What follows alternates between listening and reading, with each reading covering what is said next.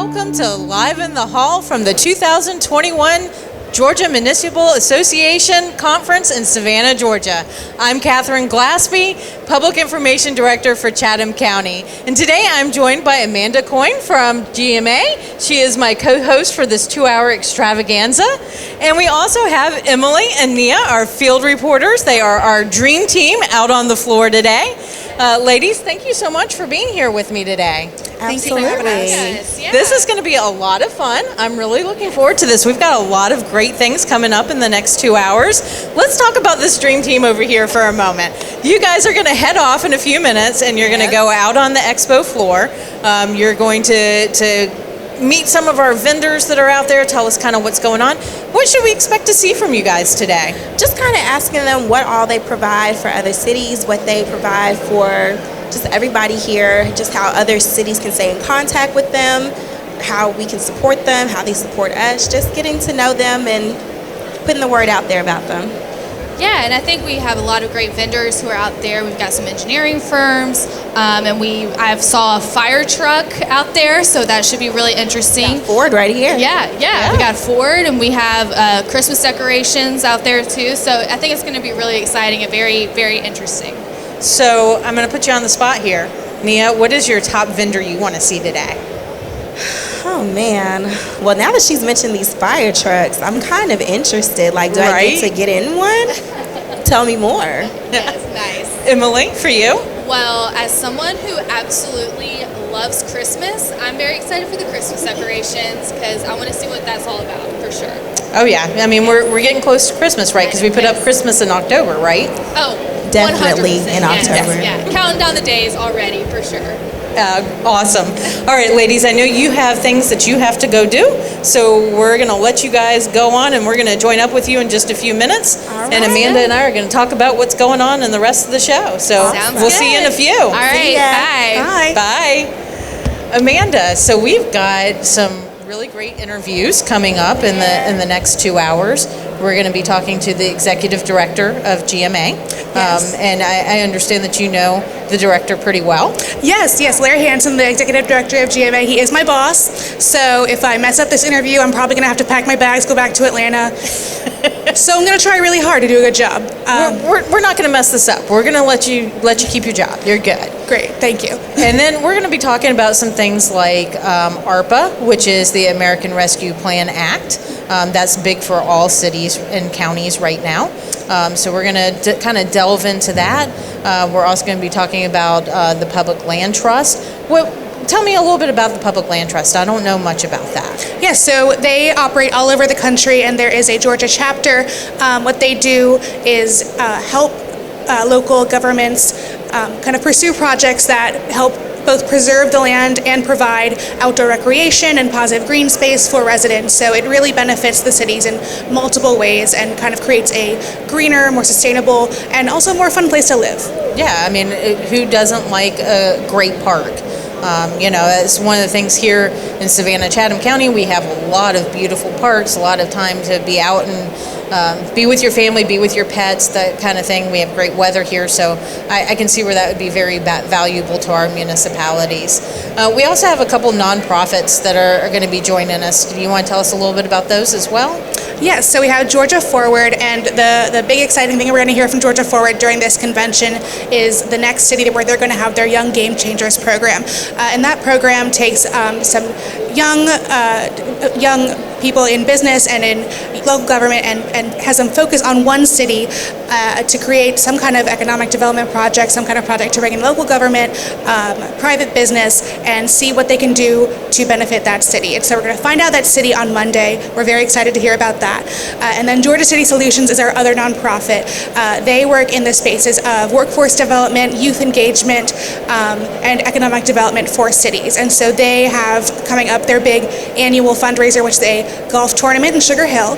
And we're really excited to hear about that. That's coming up in October.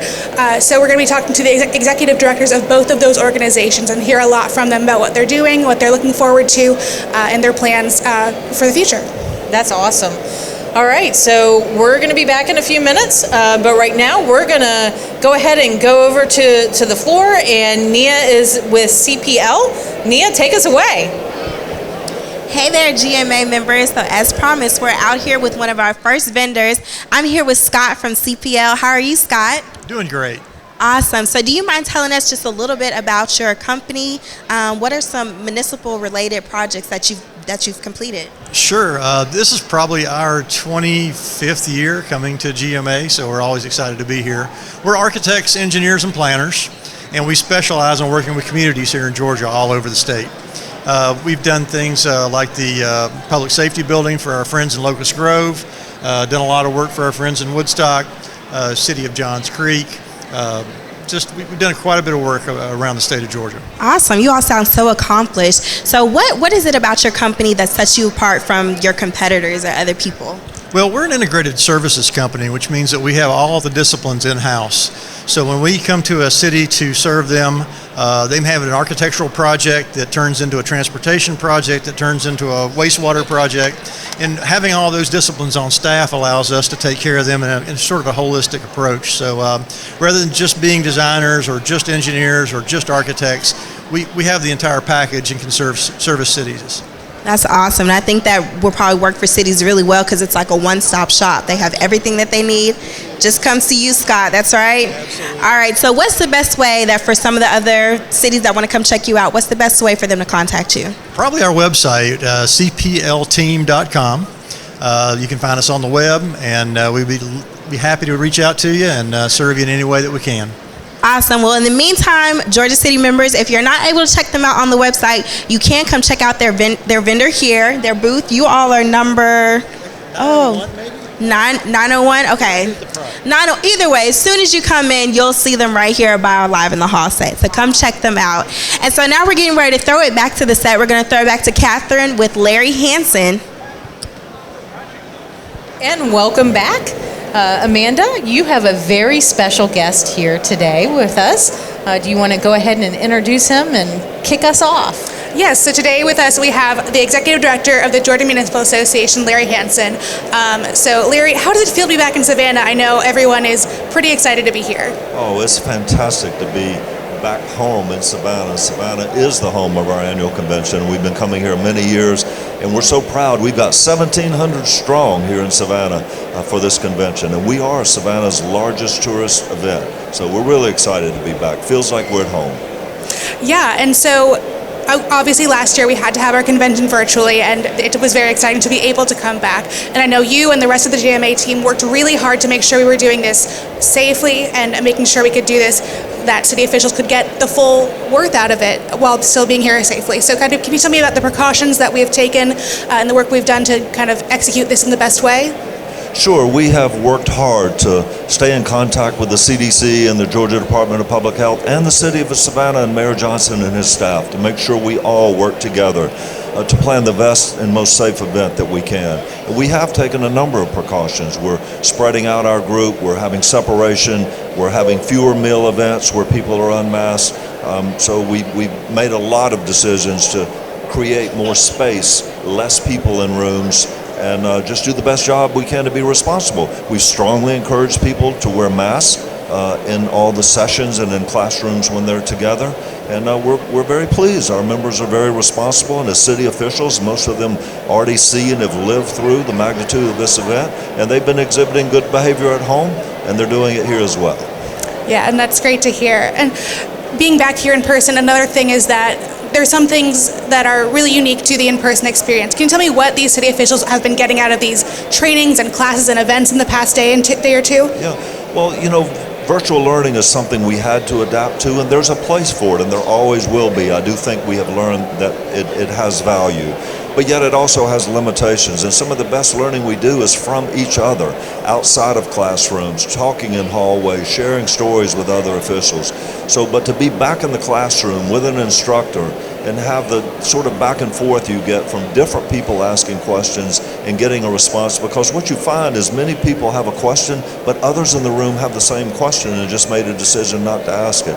Virtual platforms are not always the best to have that kind of interaction, so we really are happy to see people back together and learning from each other, not just with each other.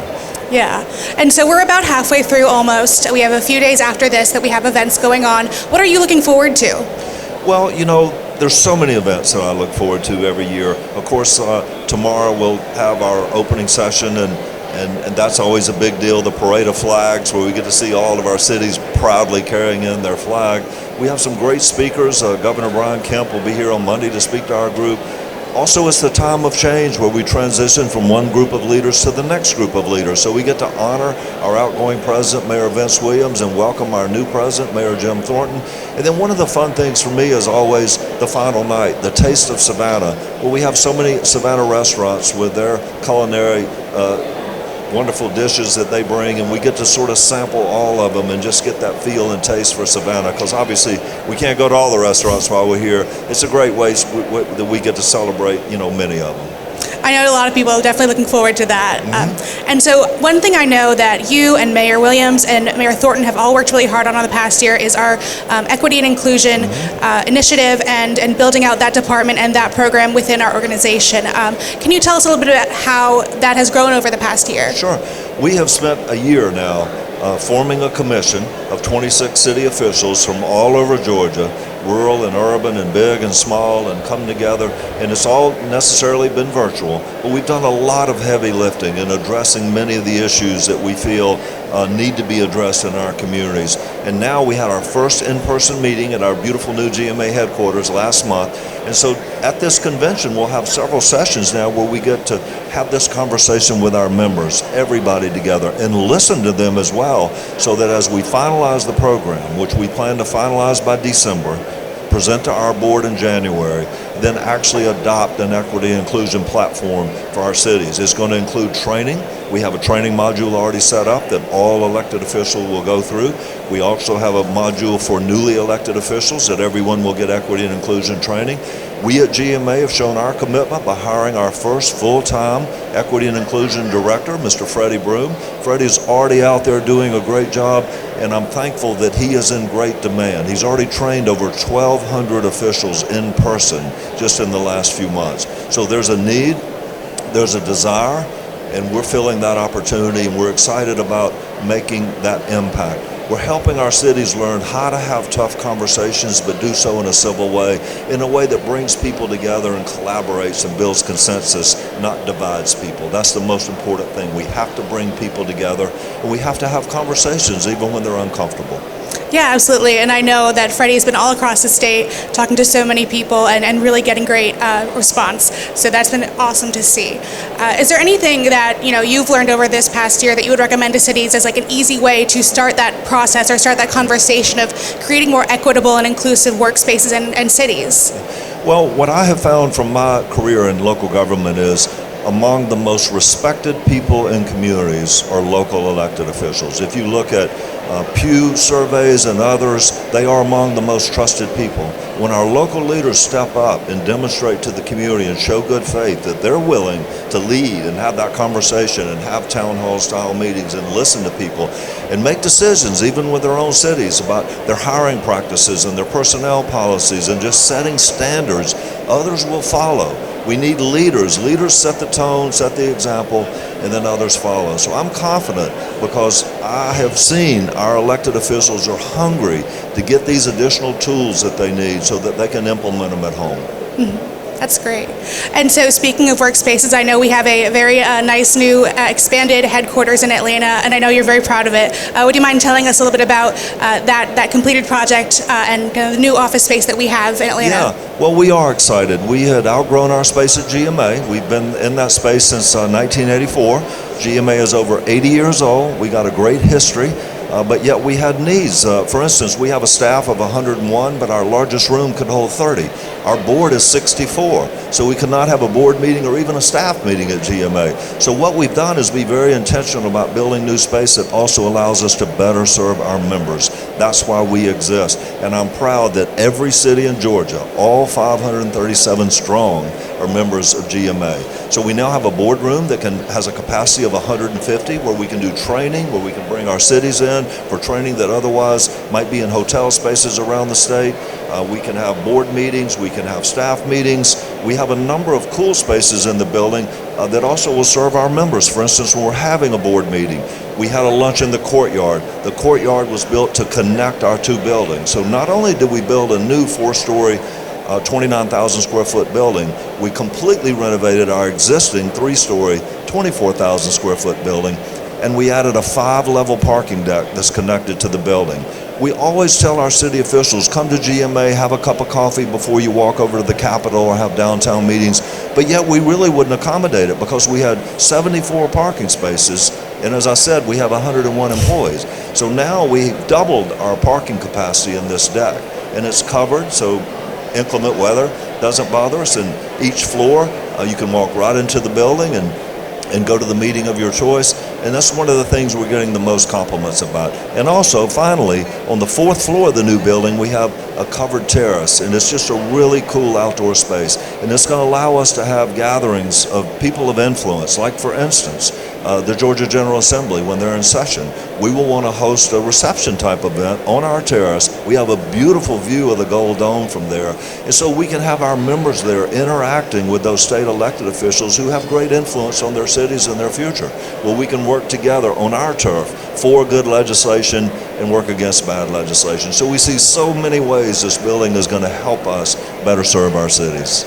Yeah, there are so many beautiful spaces across headquarters. I love getting out to the courtyard to work when it's nice out, and I definitely love being able to park just steps from the door. It's very convenient, especially on a hot or rainy days when I don't want to get my hair messed up. Yeah. Well, it's a great time to be at GMA, and we plan to be here another 80 or 100 years making a difference, and we're just proud to have such a great crowd here and all of our cities who choose voluntarily to be a member of GMA. Yeah, it's been so great to see so many officials from literally every corner of the state just walking around, sharing ideas. It's really rewarding to see kind of the impact that GMA has and that people like what we do. Absolutely. Yeah. Well, thank you for the time today, and we look forward to a continuing prosperous convention here in Savannah. Thank you for coming by. All right. Thank you, sir, for being here. We're going to go back to the floor. Nia is with the VC3 vendor, so take it away, Nia. Hey GMA City, so as promised, I'm back with another vendor. I am here with Christy at VC3. How are you, Christy? I'm great. How are you? I'm doing great. So Christy, do you mind giving us an overview of your company and who you are? No, I'd be thrilled to. Yeah, I'm Christy Williams with VC3. We are a technology services provider, and we partner with GMA on a regular basis to help cities of all different sizes, from small to rather large cities in the state of Georgia, with their technology needs or their IT needs. Awesome. So what are some recent municipal city projects that you've been able to work on? So a lot of the cities that we work with recently are Valdosta. They outsource all of their IT to us, so we put someone on site to help them with their IT needs, and then we do everything from soup to nuts that they might need handled so that they don't have to handle it themselves. We also have another city that we just recently started working with, Byron, Georgia. We're excited about it. We're doing all of their IT, so we help with their cybersecurity issues and help protect them from ransomware situations. That's awesome. Sure, with every city, IT, cybersecurity, all of that is so important. So I know cities are so thankful to have you on their side and so happy to be able to use your services. What makes your company stand out from others that kind of do the same things that you do? What makes you stand out? So I think our response times are the best thing. We are super responsive. Our references are like gold to us and super important. So we certainly want to make sure that everybody's happy so that they can go out and tell. We know city managers all talk to each other before they make big decisions, right? So we want to make sure that our folks are super happy with our services, that they're protected from ransomware, and that they're taking their IT seriously and being proactive. So as soon as they call in, they have a resolution almost immediately. I think that sets us apart, that we really take care of folks. We don't wait days to get back to them. It's immediate. That's awesome. Keeping your clients is priority. That's so important. So I'm so glad that you all have that gold standard for your company. Is there anything else that you'd like Georgia City members to know? No, just please call us if you have any IT needs. We're happy to help. Cybersecurity is a big deal, should be a big deal. We know these days it's not if, but when the hackers start looking for local governments that have budget constraints, and we're certainly happy to help. We built our company on helping small businesses that we know have budget constraints that need to be safe and proactive with their IT. So we're certainly happy to help. We're passionate about it. If you need anything, just reach out to me. Awesome. Thank you so much, Christy. So everyone, make sure as soon as you walk in the vendor hall, you will see VC3 and you'll see Christy right here. So please, for any IT needs, please make sure that you come check her out. All right, so we're going to head down to Dan at ESG Operations. Who's Dan? Oh, so you're the one I'll be speaking with. Awesome. Hey, Dan, how are you? I'm doing wonderful. How are you? Awesome. So, Dan, do you think you could give us an overview of your company and who you are? Sure. I'm Dan Grissell. I'm with ESG Operations. And what we do is we actually manage primarily water wastewater systems for cities across the state. We kind of give people the easy button. As you know, water wastewater is pretty complex, and we're able to go in there and solve a lot of their problems. So we partner with cities across the southeastern United States, but a lot primarily in Georgia. I'm here. I'm a native from Georgia.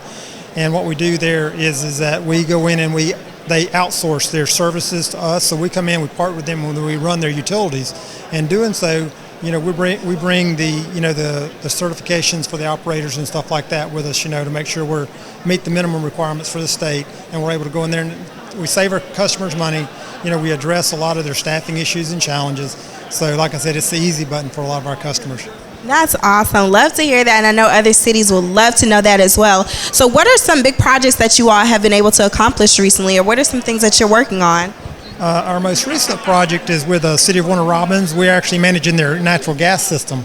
And so we partnered with them at the beginning of the year, and so we started up that project with them, and we've come a long ways. We've really working with the city to make a major investment in their infrastructure there, so we're excited about that. That's awesome. So is there anything else that you'd want some Georgia City members to know, anything else you'd like to share with us?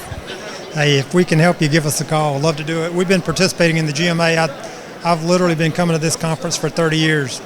So it's hard to believe, but it's been a long time, and a really great organization to work with. And we're excited to be here and really appreciate all that they do for the cities, the good cities of Georgia as well. So. Thank you so much, and we're so glad to have you. One final question. What is it about your company that stands out from all the rest, that makes you all just absolute best? Other than me?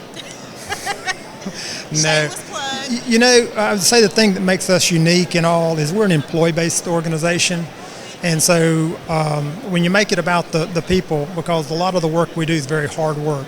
It's out in the hot. It's never just right in our business. It's hot, it's cold, it's wet, it's dry. And so, and we're depending on our employees and our associates to get out in that every day and get things done. Just like with COVID.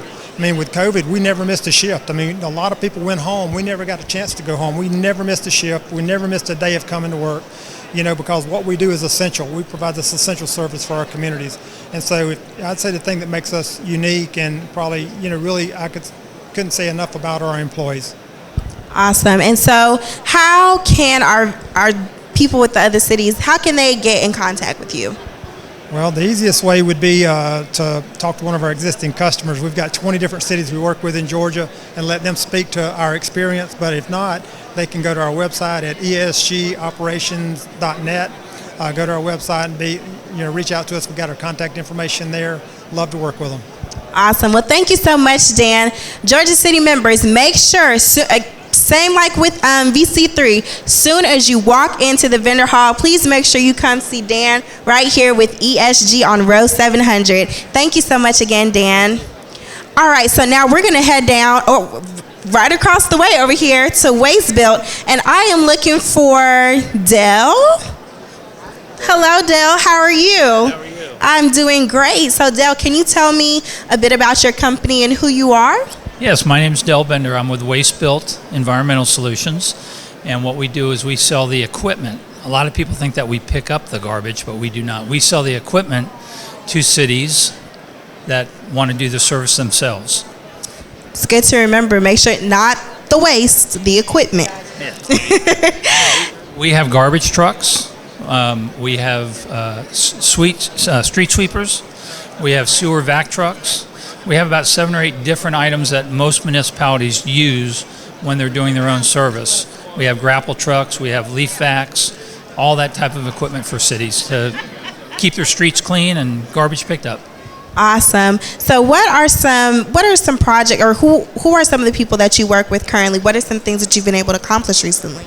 Well, what we've been doing the last couple months, what we've done is we've delivered some garbage trucks to, for instance, the city of Waynesboro. They bought a sweeper from us. We've just recently delivered our sweeper product to the city of East Point. We're currently working with a wide variety of different cities on all these different products to, like I said, to keep their streets and their city clean.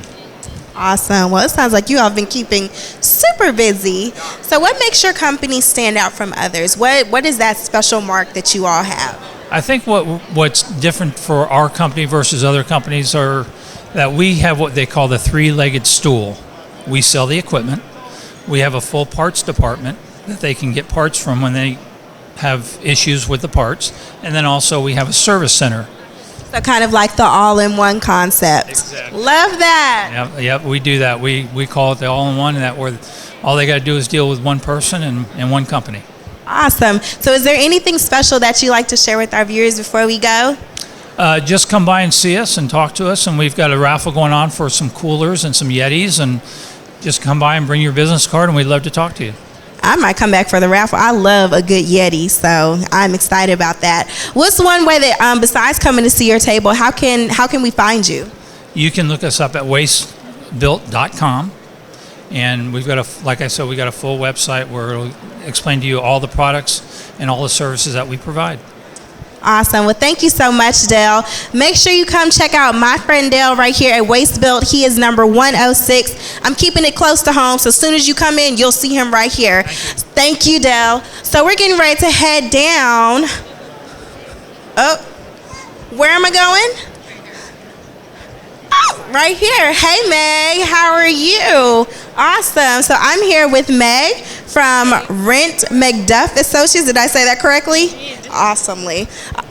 Awesome. So, Meg, do you think you could tell me a bit about your company and who you are? Yeah, sure. The name of our company is Rent McDuff Associates. We're located in Marietta, and we do a lot of water, wastewater, stormwater, civil site, rail, and funding for municipalities. Awesome. So what are some big projects that you've had going on, or what are some, I guess, like key cities that you've been able to work with that have utilized you all?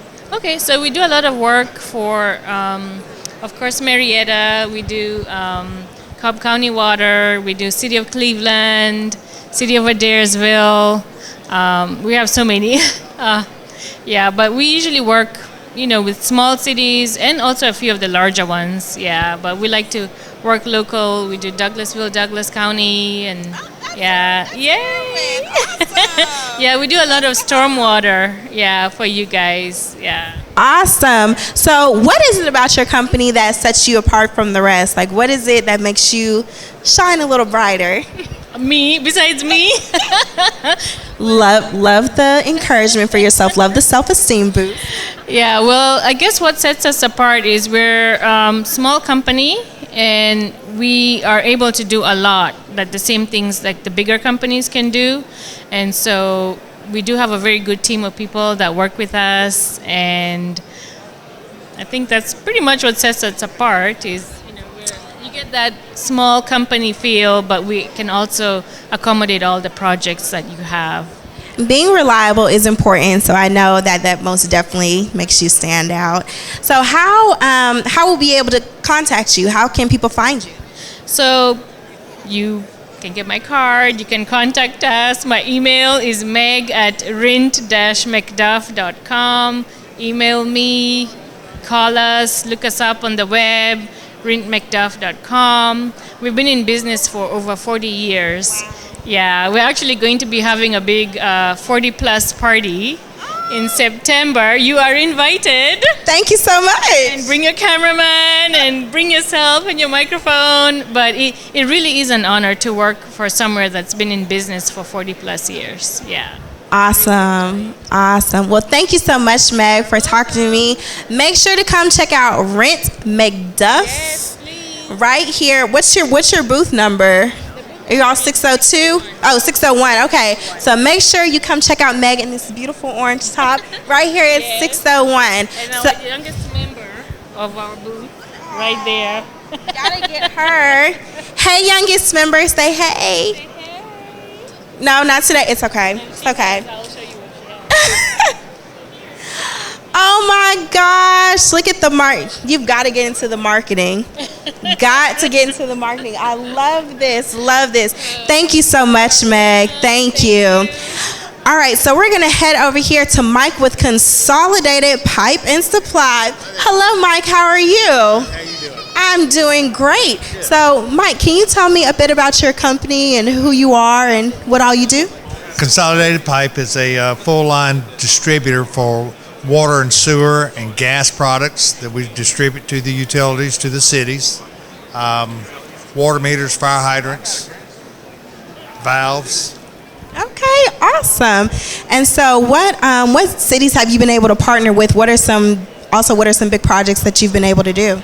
Well, we've done a lot all over the state. We have 8 branches all throughout the state, so we work with most of the cities throughout the state in one way or another, supplying products, particularly gas products and water meters. But cities like City of Bremen, City of Tallapoosa, City of Savannah, City of Atlanta. I mean, we work with almost all of them. So that's awesome. So basically, trusted all over the state, right? We feel like we are. Awesome. So on that same topic, what about you makes you stand out from other companies that may do the same work that you do? What makes you so special? A commitment to service. It's the big thing. Our company was founded in 1960 in Birmingham, Alabama, so we've been around for quite a while, 60 plus years now. And, we've built a good reputation, and we try to make sure the customers are taken care of. Awesome. So is there anything else before I go, anything special that you'd like to share with some of our Georgia City members? Just that we appreciate being here. We appreciate the business that we receive from you guys. Without these cities and utilities, we wouldn't exist. So we appreciate it. Awesome. And so how can people get in contact, besides coming to see your booth right here, number 600, how can people get in contact with you? Well, consolidatedpipe.com. It's a good way that you can find out and find a contact there, and their phone number's there.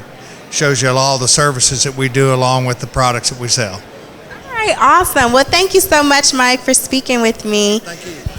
Make sure you all come to booth 600 and check out Mike with Consolidated Pipe and Supply. And so now we're going to head over. Hey there. Ooh, who do we have here? Oh, I see money on the table. I see money, chocolate, all this good stuff.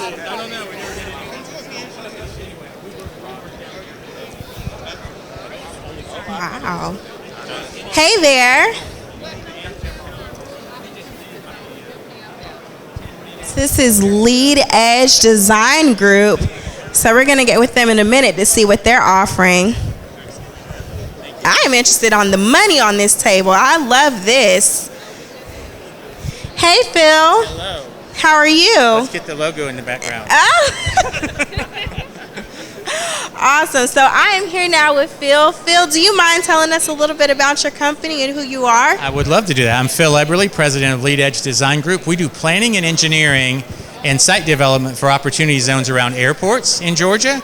We work all over the state. We've been doing it for decades. We love it. We always attend and support GMA through sponsorship and exhibiting and all that. We really appreciate it, and we work with a lot of communities in Georgia, and we're here to support those communities that support us. Awesome, and we thank you so much for your dedication to us, Phil. So what recent projects have you been able to work on? I know you said you work with airports, so what big things have you all done recently? So these are cities where we're doing projects right now. Is Calhoun, Canton, Georgia, Jasper, Georgia, Gainesville, Winder, Elberton, Washington, Sandersville. The list goes on. All over. We work all over, helping airports of all sizes. It's really cool. They make a big impact in the communities, even if you don't fly. They create jobs. They help with tourism. And the airplanes pay taxes just like you pay a car tag. So it's a big help to communities. So absolutely. Oh, that's awesome. So what about your company that might stand out from other companies that might do what you do? I feel like you're one of the first I've heard and seen here, that works in that arena. So I'll say, even what we're doing here. So we've got giveaways for the kids who came here because they have their parents or are given to their communities. We have lots of giveaways. We have cash shards, things to help entertain while we're talking about our clients. And the biggest thing for us is to give back to the community. So we do our projects. That's how we get paid. But there's an opportunity to give back. So we have we support animal shelters in the communities we work. We have an airport mural program where we'll pay for a big mural to be painted at your airport on a hangar. There's things like that we can do. They're kind of above and beyond, and the only limit on that is just whatever we can think of to help, and we want to do that all the time. And that's so awesome. I think that's really big, community service and being able to reach back to the people that are able to pour into you, you're able to pour right back into them. So I think that's awesome. So how, besides coming to see your booth, how can people get in contact with you if they're in need of your services? So you can go to leadedgedesign.com and look at projects in there, and you'll likely, if you go to that site, you'll identify size-wise with things that you're trying to do. And so for us, we'd urge you just to give us a call, and we can give you ideas about how your community may do something at your airport that helps the overall community. And we'll help with funding and all that, so you can do that and have a positive impact. Awesome. Well, thank you so much, Phil, for talking to me. So we're going to head next. We're going to head over to Volkert and see what they're about. Who am I looking for? I'm looking for Teresa. Hey, Teresa. How are you? I'm awesome. Thank you. I love your hair. Thank you. So, Teresa, can you tell us a bit about your company and who you are? I'm actually going to jump on this other side here, if that's okay. So tell us a bit about yourself and a bit about your company here. Okay. Volkert is a full-service civil engineering firm. We're headquartered in Mobile, Alabama. We've been in business for a little over 95 years, and we provide full-service civil engineering for transportation, infrastructure, bridges, libraries, parks and recreation. So we're, just kind of run the gamut.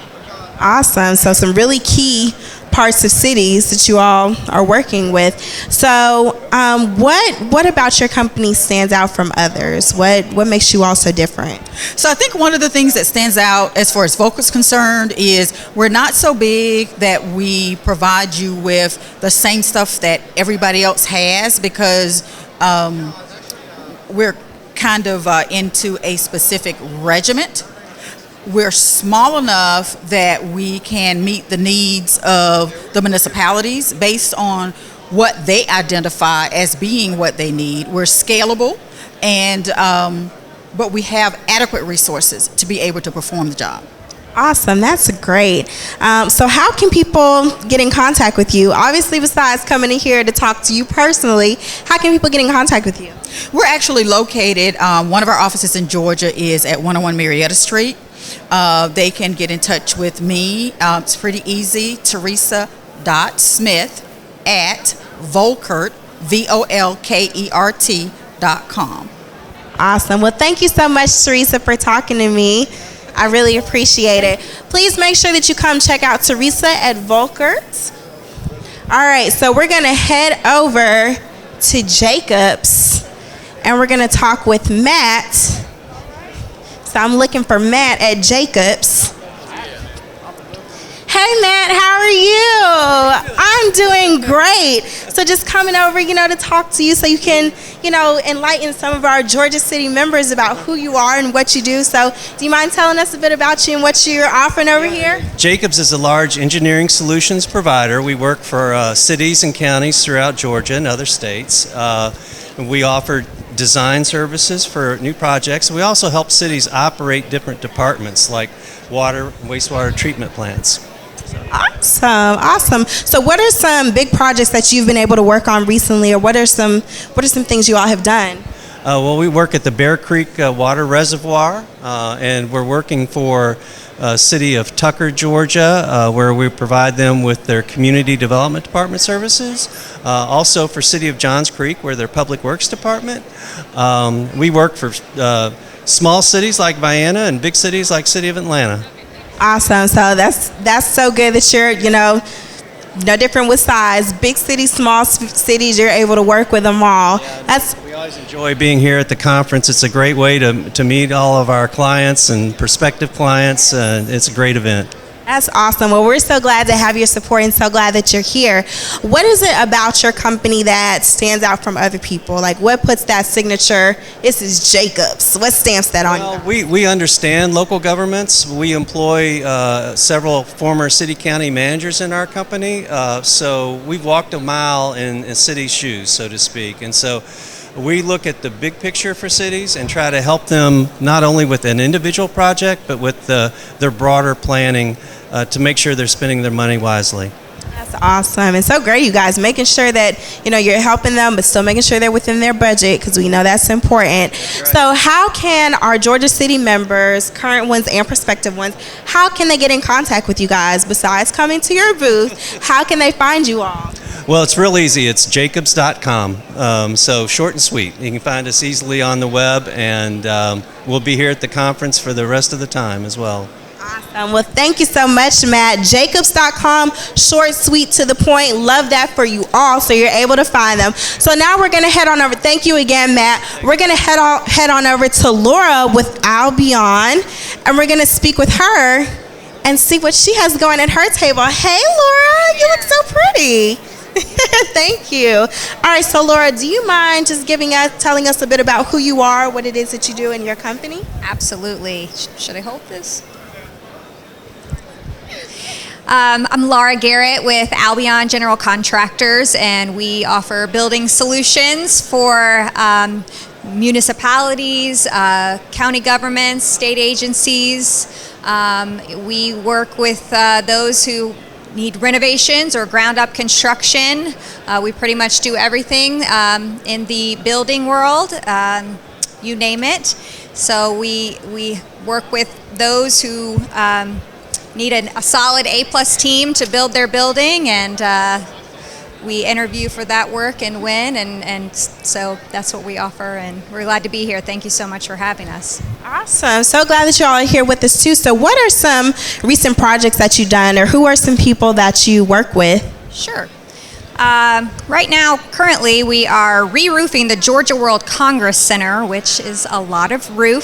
So we're not a roofer, but they needed a GC on the project, so that's a big one that we have going on. We are currently working with the city of Douglasville on, hello. Douglasville person right here. Hi, the City Hall. It's a replacement building, I believe, but we've got that going on, and we've got a large private project we have going on for the Atlanta Humane Society down in West Midtown of Atlanta. So that's a cool one that we've been working on for the past few years. And we're down in Valdosta working with Wiregrass Technical College, so we do a lot of that type of work as well, higher education. So yeah. Awesome. Well, thank you so much, Laura. How can people get in contact with you? How can they find you? Sure. AlbionGC.com. That's ALBIONGC.com. You can view different projects that we've done in the past there, and anybody's welcome to reach out to us there or contact myself, Laura Garrett. So, yeah, thank you. Awesome. Thank you so much, Laura, again, for talking to me. All right, make sure that you all come check out Laura at Albion. Make sure you come check her out at booth 301 right here in the front. All right, so that's all for this first session of, meeting our vendors. We'll be back talking to more, but we're getting ready to go back with Catherine and Becky Taylor with GMA, and they're going to be speaking with Christopher Nunn with DCA. Thank you, Nia. We appreciate you doing all that hard work down on the floor. We're back here, Amanda and I, and we've got a couple of special guests here, Becky Taylor with GMA, and Commissioner Christopher Nunn. You can call me Christopher. I knew I was going to flub that one. So thank you guys for being here. We're going to talk about a couple things that are really important for our communities right now, and that's the America Rescue Plan Act and the ERA, the rental assistance. So kind of, I don't know who wants to take this first question, but tell us what this means for our cities. I'll start. This is huge for our cities. It's something that we've been fighting for the last year. Cities across the board have been hit hard by the pandemic, both in terms of the public health impact and the economic impact. So these funds are going to be critical, and getting them direct to all cities in Georgia is extremely good for every community. I mean, from all the way from Atlanta down to the very smallest city to Edge Hill, they all are eligible for these funds, so we're very happy about that. Tell us kind of what these funds are going to do.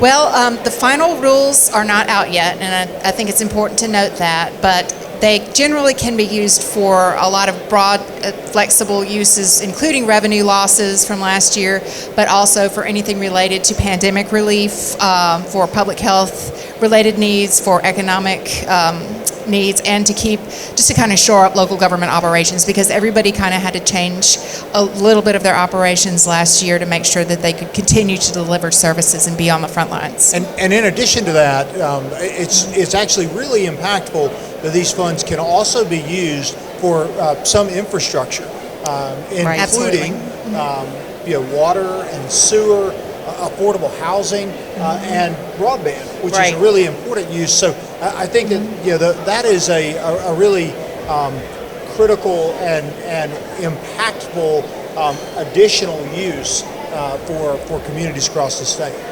I agree with that, and the infrastructure, I know the counties as well they're getting some of these relief funds as well, and that's one of the things that here in Chatham County we're looking at is how to use that for some of those infrastructure things, as well as relief to our citizens. So I think that this is really important. So you were talking about the fact that this is unprecedented, that funds would flow to literally every city and county in the nation, which is truly impressive. There's more than $3 billion flowing to local governments in the state of Georgia, and in addition, in excess of $4 billion flowing to the state. Interestingly, the American Rescue Plan included so many different funding streams that I think it can be confusing, and I wouldn't be surprised if there are folks out there in the viewing audience that are a little bit intimidated. You talked about the fact that there's only a great federal language, interim final rule. They're still in the rulemaking process for these funds.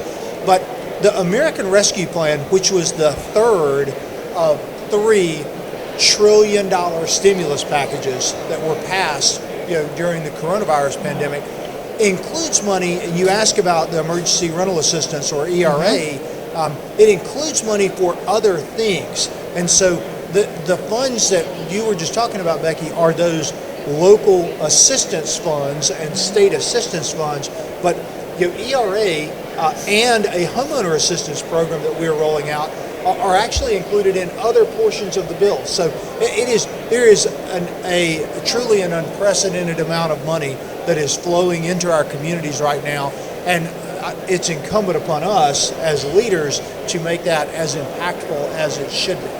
That's absolutely right. And really now is the time for communities to be planning, looking kind of at a strategic planning process and working with all the stakeholders in the community, meeting with everybody to figure out how you can meet these different needs, because everybody's needs are diverse and they're different from community to community, but there are different pots of funds, as Christopher mentioned.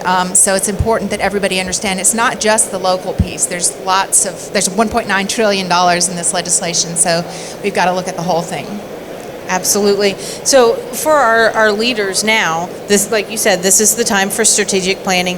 Kind of describe that process to us. I know it's going to be different from community to community, but just as an overall look at what they should be doing right now, how does that look? The city leaders I've talked to are kind of taking a different approach depending on what their community needs are. They're having council workshops, mayor and council are talking about groups that they've talked to. Some are bringing in stakeholder groups, to talk about nutrition assistance programs or housing assistance programs, nonprofits, you name it, just whoever in the community was impacted. They want to make sure, we're figuring out how best to address these. It may be through the local piece, but it may be that you can reserve those funds for shoring up your local government operations, and you can find another piece to address the other issues in your community. So it's going to vary, but fortunately there's a lot of technical assistance out there. Right. We'll be talking more about that at a session we have during this convention on Monday. But the regional commissions are excellent sources for assistance on trying to figure out how to facilitate these conversations. And then also Carl Vinson Institute of Government is another tremendous resource for that. Awesome. And, one thing that I should note, because I realize we're speaking specifically to those local assistance funds, the state, and I believe that the Governor's Office of Planning and Budget put together a short video that's on the website, on the GMA website. The state is currently accepting applications from August 1st through August 31st for state assistance funds, which ideally you would look to leverage some of those local funds, with state funds to accomplish those strategic needs. So I just wanted to highlight that. Thank you. I appreciate you pointing that out. We did just add a video on Friday. It's under trending topics on GMA's websites. But basically, OPB is administering the state portion of ARPA. The state will receive its own portion, and they have a committee set up. The governor has appointed a committee to figure out how to spend those funds. They have a grant process that opened on August 1st and will close on August 31st, but all that information is on our website now, and OPB has some great FAQs and things on their website as well, and again, we'll talk more about that at our session on Monday. It might be helpful and timely to speak a little bit about those rental assistance funds, because that is that's an entirely other pot of money. And we were talking about a little bit about this before we went live. We know that there are many people in our state who, for reasons of they lost a job, or they lost hours and income. Maybe they lost a family member, or they got sick, and so for whatever reason, they experienced financial loss in the last 18 months. We also know that there are a lot of people in our state and society that live on the edge. And so if you are a renter in the state of Georgia and you were impacted by COVID, there are funds that were appropriated through the American Rescue Plan and its precursor, the Consolidated Appropriations Act in December, to assist you. There are two sides to that equation, right? So if I have a tenant in need, I also have a landlord who has not been paid. Right. And, I think I was telling you this story, but, I get a call, or actually an email, from a woman who is a retired teacher. She and her late husband, worked in a rural part of the state, understood and appreciated the importance of housing. I mean, it's truly a basic need. It's hard to work, it's hard to be a functioning member of society without housing. So they invested all of their life savings in 15 homes that they rented to hardworking Georgians. She said, I haven't gotten a nickel since July of last year, and I can't hold on any longer. So just like that tenant who is in need of assistance to maintain housing stability, you also have landlords. I would really encourage anyone in need to reach out through the statewide portal, which is georgiarentalassistance.ga.gov. So that's Georgia Rental Assistance spelled out .ga.gov, and take advantage of these funds. If you're a landlord, do not evict. Take the money, make yourself whole. We need to have landlords involved in the affordable housing system. If you are a tenant, access this site, this georgiarentalassistance.ga.gov, to tap into those funds. Yeah, I mean, I think that's great information, and you are absolutely right. If the tenant is struggling, that means the landlord's struggling. So we definitely want to use these funds to make people whole, try to get past this. Is there any more information that you'd like to give us on ERA or ARPA at this point in time? really just stay tuned for those final rules. They'll be coming out pretty soon, hopefully by the end of the month, and GMA will be providing some technical assistance and some training on that as soon as we get more information. Awesome. A couple of kind of parting comments on ERA, the rental assistance program. Certainly, we've seen a lot of press around CDC eviction moratoriums expiring, the recent moratorium for the next 2 months. I would tell you that we have good traction with this program. And oh, by the way, it's complicated by the fact that there are 11 other local programs that were stood up from scratch at the same time of ours. We have good traction, but we need people to tap into that resource, GeorgiaRentalAssistance.ga.gov, and take advantage of those funds. Similarly, stay tuned.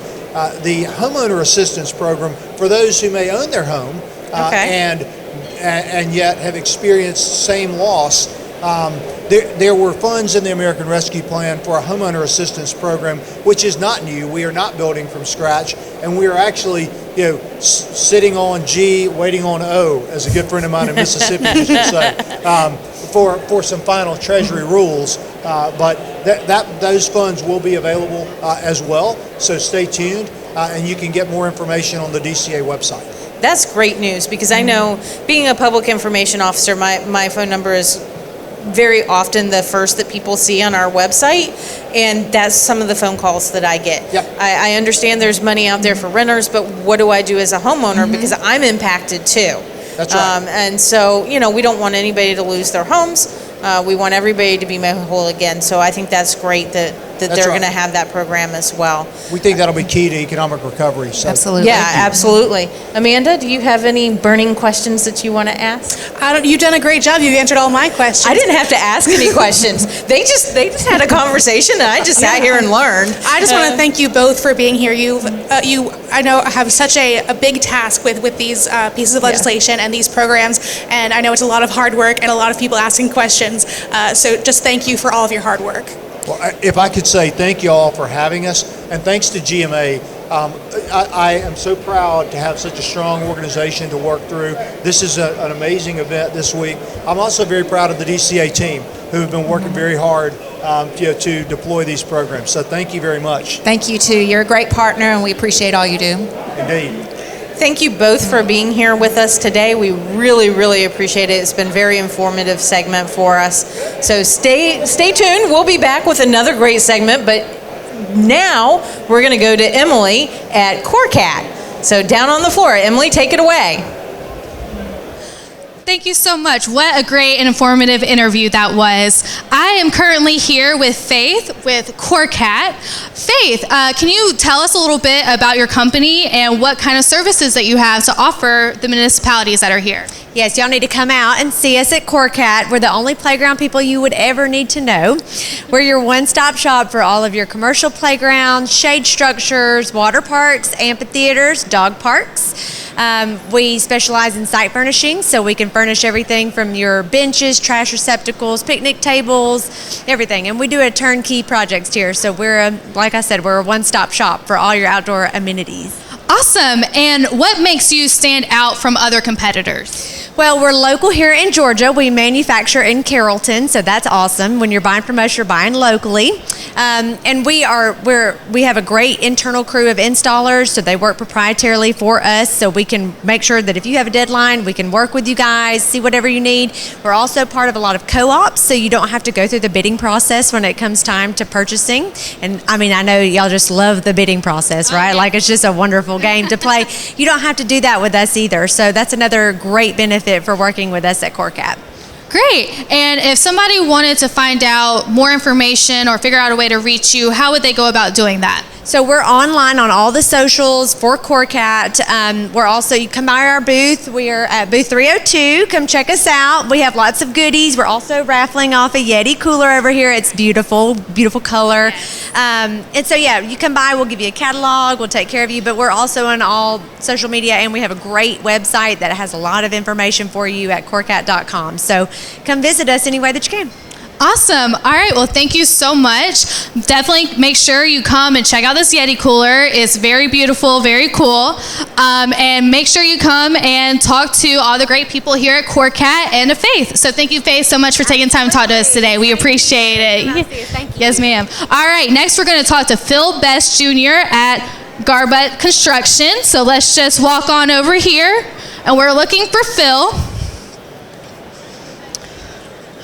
All right. Hi. Hi. How are you? Hi, Phil. Nice to meet you. So, Phil, can you tell us a little bit about the company and about what kind of sources you have to offer the different cities and municipalities that are here? So,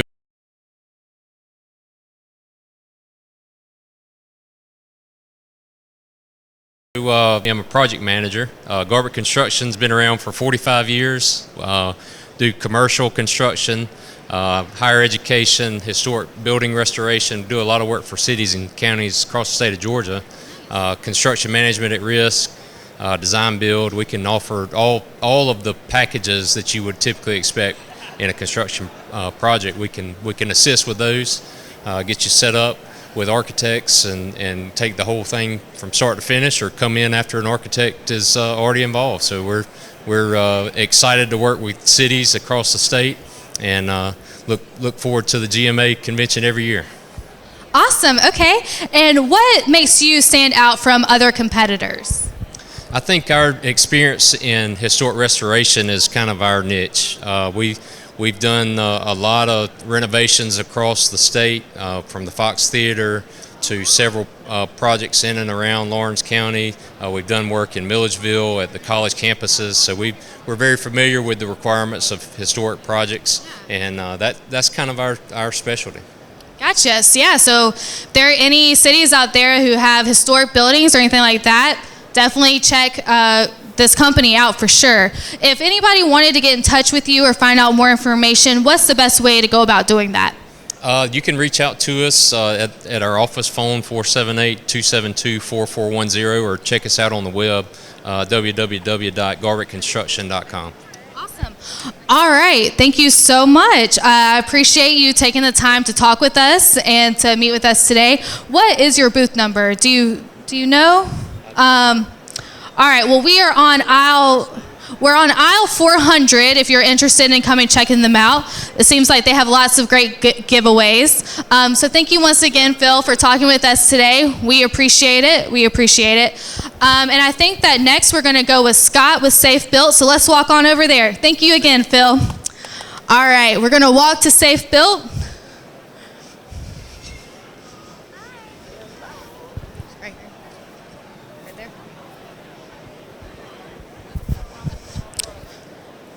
Hi, are you Scott? Hey. Hi, how are you? I'm doing good.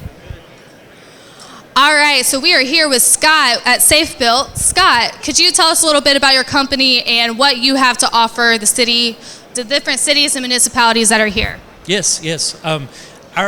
We offer building department services that include permit techs, code enforcement, property maintenance, building inspections, plan review, building officials. We can staff the department as supplemental or full department services. We do offer some engineering services, traffic engineering studies, stuff like that. So, I mean, we offer a wide variety of services through our company, and we're in, I believe, 27 states now, serve over 1,500 jurisdictions, communities. So we're pretty good sized company, growing, and give us a call. Check us out.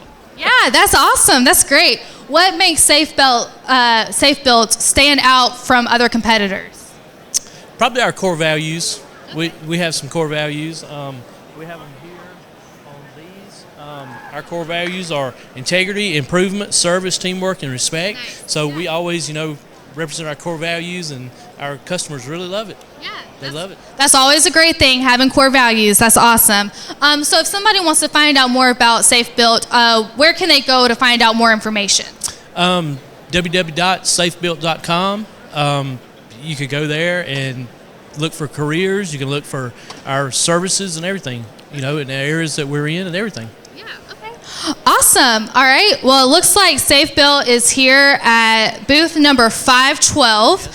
So make sure you come by and check them out. They also have a giant bowl of candy, which looks absolutely delicious. And I'm very tempted to grab the whole bowl, but I won't. I'll save it all for you guys. So no worries about that. So I guess right now we are going to... we're going to keep going. We're going to find another vendor. So let's walk and find someone else to talk to. Thank you so much, Scott. All right, let's go find someone to talk to. We're going to talk with Matt from MSI.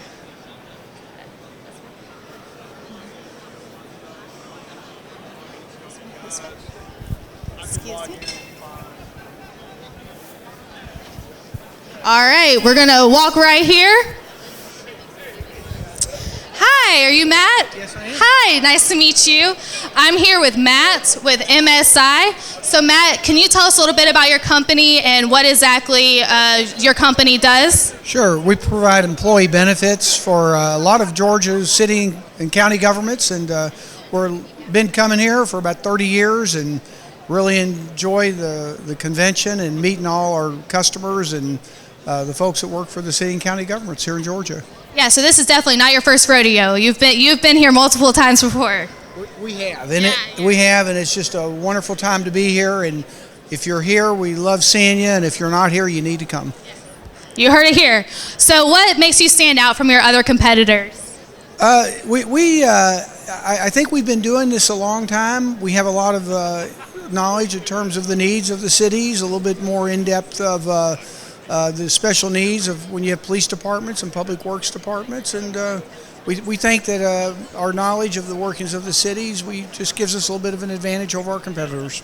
Yeah, that's great.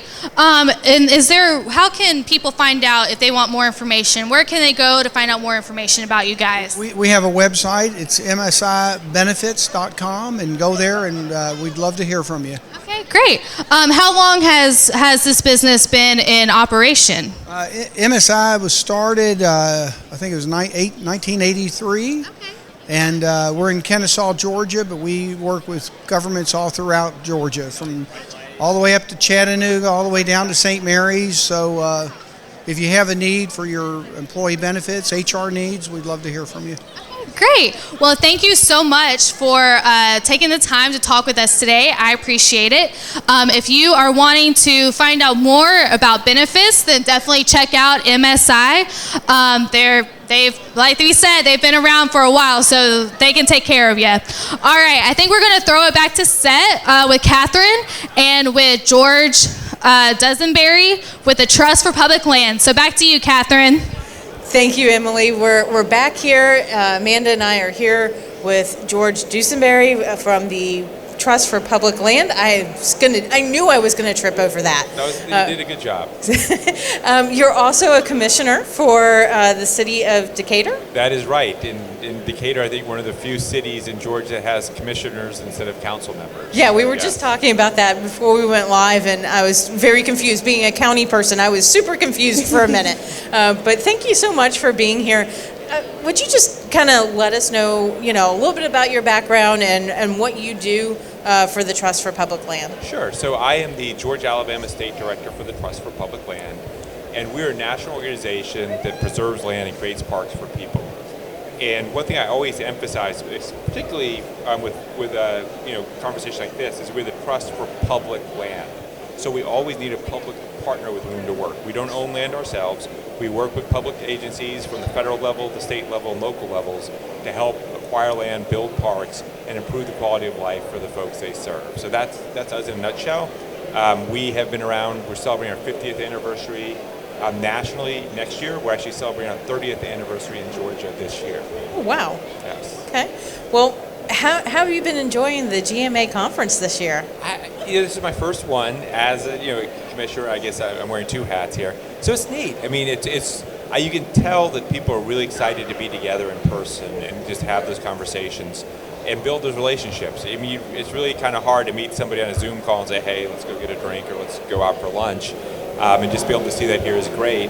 And then, wearing my Trust for Public Land hat, it's always good, to make those connections too. I mean, you have a deeper relationship, and just GMA, there's no better place to meet a whole bunch of people who may have interest in working with us to help improve parks in their communities. That's awesome. Tell us a little bit about what a park or a public space can do for a city. Yeah, and that's a great question, and I, at the Trust Fund Land, we like to turn it around, and it's more how can we use parks, trails, and green space to help solve the challenges that are facing your community. So there's some basic ones. I mean, when you look at improving public health, people being outside in nature, just being in nature actually lowers your cholesterol, it lowers your blood pressure, it increases cognitive ability, and people have access to outdoor recreation are more apt to exercise. So you can help improve the public health of your community just by doing that.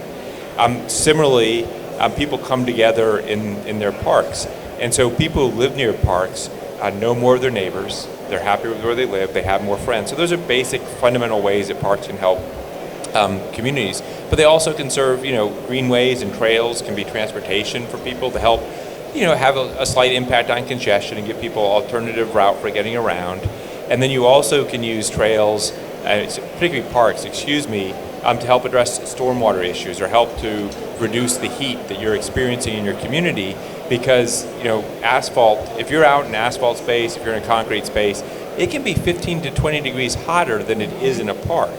And so as we're seeing more extreme heat here in Georgia, communities can turn to parks or even look at creating, small parks or trees in their downtown communities to make it more inviting and habitable and bring people in. That's awesome. Can you give us an example of maybe a community that has used public land to turn things around? Yeah, I can. So the first one, and I don't know if turn things around because I don't want to ever say a community had to turn things around. But what you see is Suwannee, for me, has always been a great example of a city that, it was an ex-urban community. It really wasn't much there. And they got together and said, we need to define who Suwannee is. We need to create this defining public space. And they created that green, park at the center of their community. They invited all the development around it. And so you've created this sense of community in Suwannee. So I think that was a great example. I was reading, I'm probably getting this wrong, in Gwinnett County, Cedar Hills. There's a city. Sugar Hill, maybe? No. It was a Cedar, maybe Cedar Point. Okay. But they were talking, and my apologies to that city, but they were talking about how they're competing for businesses, they're competing for residents, not just here in Georgia, but against Spartanburg and Greenville, and they were investing again in creating public space. You see that in Sandy Springs. So that can happen. Carrollton did a great job in terms of creating a green belt, a loop within the city to connect their university, to connect their schools, to connect their shopping centers and their communities. And again, just they were able to leverage that along with educational assets to build a bigger community. And I would even argue that the city of Atlanta, with the Atlanta Beltline, really kind of created more of this public realm where people wanted to be by leveraging parks and trails. And so you can see it on all those different scales. Any community can benefit from doing that. Yeah, you talk about that space in Suwannee. I've been there, and it's just a beautiful place where the community comes together. One of the really cool things they have there is a community orchard, which I think it might be the only one in Georgia, but it's just a really innovative idea that the city put in place that was just so cool to learn about. And so you talk about how you wear two hats. You work for the Trust for Public Land, and you're a city commissioner. So how do those two roles inform the other? Well, it's helpful because being a city commissioner, I'm learning. This is only my second year. But how cities work. And I also actually was the commissioner for Parks and Recreation for the city of Atlanta, a much different beast than the city of Decatur, most of the cities that are out there in Georgia.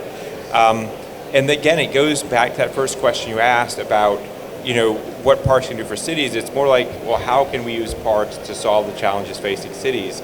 And so being a city commissioner, I'm becoming more familiar with those challenges. And then being with the Trust Public Land, I know all these different ways that we can work with cities in terms of helping with planning, helping with design, helping with even putting together funding so people can, once they figure out what that challenge is, once they figure out how they can use parks and green space or trails to address that challenge, well, how do you fund it? Because that usually is the biggest challenge we've had. And we were talking, we did get the opportunity to do a little session here in Oglethorpe Auditorium talking about that. So if you are an elected official, and you are interested in learning more about parks, we're kind of the soup to nuts group that you should reach out to, and we'd love to work with you. So let's kind of delve into if you are an elected official or you're a management person for a city, how can you invest more into these public spaces? Yeah, well, there are two ways. Money is always something. You need money to make things happen. As I said before, we have a conservation finance team that can work with you to try to identify ways that you can find funding for your parks. And it's a really good time to do that because 3 years ago, Georgia created the Georgia Outdoor Stewardship Program, which provides funding for communities that want to invest in their parks. Last year, the federal government doubled the amount of money that they have out there for investing in parks. Now, these programs require matches, but the Trust Public Land can work with you to try to figure out how you can match and leverage those dollars. So that's one important thing to consider. The second thing is, you have a lot of public assets you may not be using as well as you can, and a little bit of investment can go a long way. People think of parks, well, that's the land that the Parks Department owns, and that's the traditional sense of it. But, well, does Public Works own some land? Are there some utility corridors? It could be sewer, it could be electrical, where you could put some trails. Again, even schools, you can look and make some investment in schools, so when the kids aren't in school, which is the majority of time, the weekends, the summer, after hours, they can serve as parks for the community. And that makes a lot of sense because schools and parks oftentimes are those gathering points. They bring people together, and so you kind of get a lot of synergy that way. Amanda, do you have anything else? Is there anything in Georgia you see, either in the works or coming up as far as public land that's exciting or innovative or interesting to you? Well, I'm going to put a plug in. So we have two programs. I mentioned the schoolyards. And so we're actually trying to work with more communities in this, bring a little philanthropic dollars to the table, bring a little expertise, and try to bridge that divide that you sometimes see in between school boards and your municipalities or county commission boards, so that there's more collaboration. From a taxpayer's perspective, it's all their money, it's all their land. Why aren't folks working together? And so we're doing that in Atlanta. We're looking now to expand into Metro Atlanta and beyond to make that program. I actually wrote an article that was in the GMA most recent magazine about that. The second thing I really want to plug is a project that we're doing. It's called the Chattahoochee Riverlands, and it extends 100 miles from Lake Lanier down to Chattahoochee Bend State Park. We've been active in Chattahoochee for a long time. We've preserved 18,000 acres and 80 miles of riverfront, and what we're looking to do is to create this continuous greenway trail that goes the whole way there. So it would be a blueway trail, if you could imagine paddling and camping your way through Metro Atlanta. It would be one of those multi-use trails, again, kind of like a Path Foundation Silver Comet Trail, except along the river. But then you'd have these really cool destinations, and they're places in Chattahoochee where you could be, in the middle of nowhere in some giant national park, or you're in some kind of gritty urban area, or you're in a place where, you get a cup of coffee, or you can have a beer and just watch the water flow by. I remember I was talking with Rusty Paul, the mayor of Sandy Springs, and he was saying how he was a fly fisherman, and his wife and his daughter really liked to kayak, but we need to make the Chattahoochee accessible for the person who just want to have that cup of coffee and enjoy the rivers that flow by. So that's a really cool project. There are 19 cities in those 100 miles that we're working with. Yeah, so it's quite a bit. So a really cool project. We're starting to get off the ground, and hopefully in a decade or two, you'll really be able to go out there and do those experiences. And for that camp and paddle trail I mentioned, probably within 2-3 years, you can do 4 days and 3 nights paddling and camping down the Chattahoochee River. Wow. So I know we're in our final minutes here of our interview, but are there any other thoughts that you'd like to share with us, or any interesting stories that you'd like to share of what people are doing?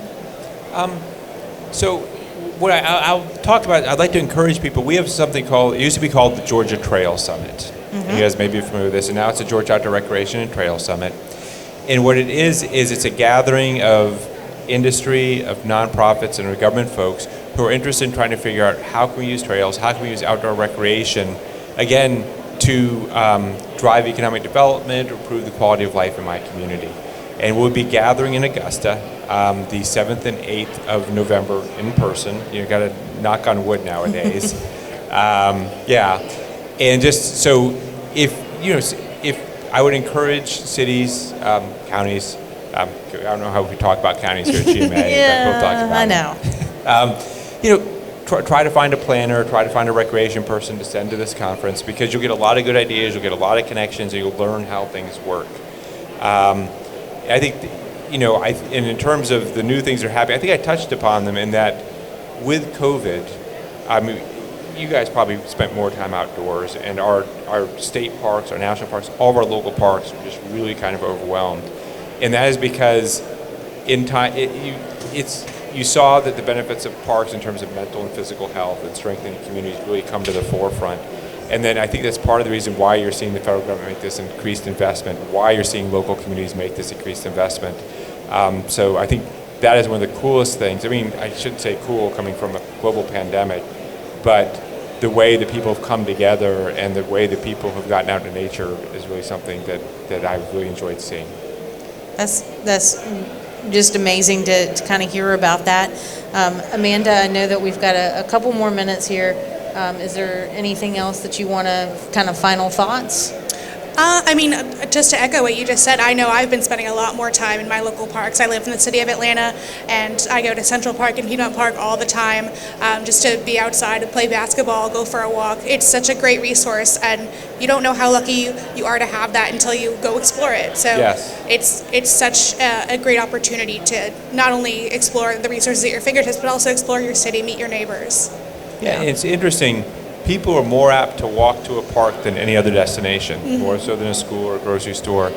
And the Trust for Public Land, we believe that everybody should live within a 10-minute walk of a park, about a half a mile. And if you go to our website, we actually have some online programs. It's called Park Serve. And you can actually go into every community in America and you can find out where your nearest park is. And you can also identify where you need parks. So if you're an elected official and you want to ensure that everybody has those benefits, those mental health benefits, those physical health benefits, those social benefits, we have tools for free online that can help you do that. So I just encourage, reach out to me, George Duesenberry, at the Trust for Public Land. I'd be more than happy to have a conversation with you. But our mission is to make sure that every American in an urban, suburban area lives within a 10-minute walk of a park, because that will make them healthier, that'll make them happier, that'll strengthen the community. It's just something that we feel every American needs, and we'd like to help to make that happen. Absolutely. So just plug for us real quick before we wrap this up. How do people get in touch with you from those city administrations and those elected officials? How do they get in touch with you to find out more about what you guys are doing? Okay, so our website is tpl.org. I think that's the obvious one where you can start. An email address is george.duesenberry@tpl.org, and I will spell Duesenberry. D as in David, U, S as in Sam, E, N as in Nancy, B as in boy, U-R-Y. And my cell phone, 404-604-7803. I may not pick it up if I don't recognize the number. Leave a message and I will call you back. But, I'd love to do that. And if you do go to the tpl.org website, that's the most simple way. You can leave a contact information. It'll get to me, and I'll be able to follow up with you. So. Well, thank you, George. We appreciate it so much that you took the time to be here with us today. It was very fascinating information. So I happen from the county side. I love my Parks and Recs department. I love our green spaces. So I really do appreciate you being here with us today.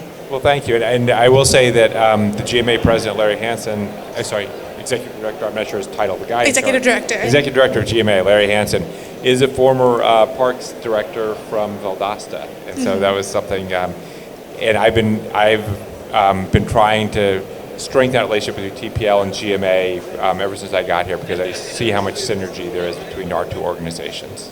So thank you for the opportunity. Well, thank you again. I appreciate it very much. We are going back to Nia out on the floor. She is with the UGA Extension. Nia, take it away. Hey there, Georgia City members. Thanks for throwing it back to me. Again, I'm Nia, and I am here right now with Maria with the University of Georgia Extension. How are you, Maria? I'm doing great. Awesome. So there's so much going on in this section. If you're here, you have to come check it out. There's so much going on. So Maria, just explain to us a bit about everything that you all have here. Well, we are partnering with the Local Government Risk Management Services Group, who provide the health and wellness programming for GMA. And today we are offering a vaccine clinic. So we have the Moderna vaccine in partnership with our local Walmart pharmacy. And we have students from the University of Georgia Pharmacy School here who are administering the vaccine. And we just want everyone to come out and have a chance to get vaccinated if they haven't already done that. If they have already been if they do get vaccinated while they're here, they get one of these free T-shirts. Pretty awesome. Look at that. And we also are doing drawings for $100 Walmart gift cards, as well as the UGA football ticket giveaway. And so that's what we have right here. So make sure you come drop your name, okay? And you don't have to get vaccinated to be in the drawing for the football tickets. So that's kind of just a bonus that we're doing.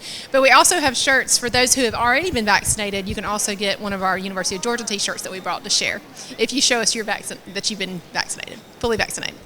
Absolutely. That's awesome. All right. So I know, you have the vaccines over here. You also have this lovely drawing table over here. But over on this side is a part of you guys as well, right? Yeah, that's the Local Government Risk Management Services Group, or LGRMS, and they are coordinating on the hour.